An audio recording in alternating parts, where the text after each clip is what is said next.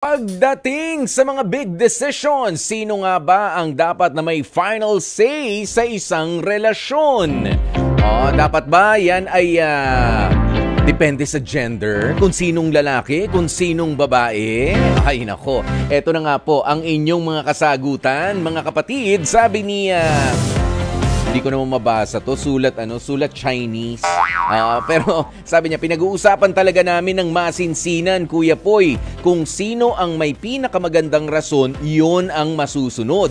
Ako naman ang palaging tama ang nagiging rason, kaya ako ang may final say.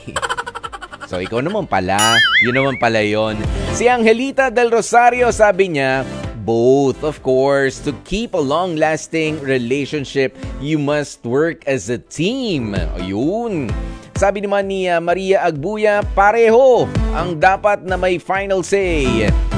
Sabi naman ni Ver de Vera, syempre, ang masusunod, yung may tamang desisyon.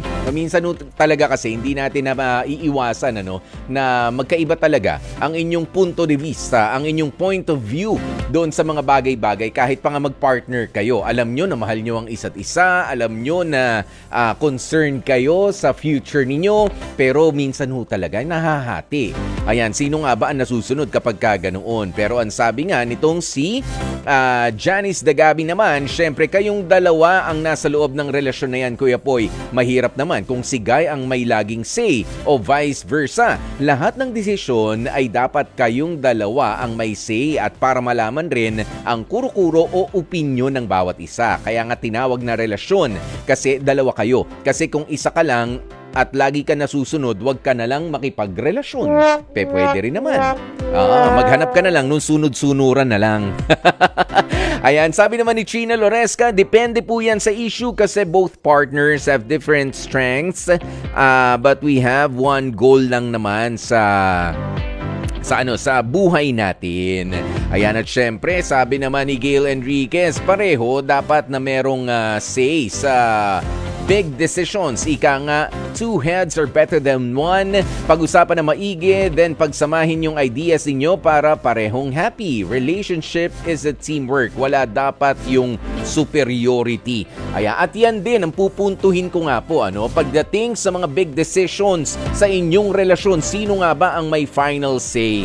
Ayan, pwede nyo pwede nyong aralin. Kapag ka ang pagdidesisyonan ay halimbawa sa mga insurance, sino ba sa inyo mag-partner ang may alam sa mga ins and outs sa pagpasok ng mga insurance, mga life insurance, ganyan, o doon sa mga papeles, halimbawa sa hanap buhay naman ninyo, sa mga dokumento, ayan, meron sa inyo na isa na matyaga, hindi man alam, matyaga na aralin yan, or sabay kayo, sinong mas makakaintindi, sinong mas makaunawa, ganoon, o sinong mas nakaalam sa pagkuha halimbawa naman ng sasakyan.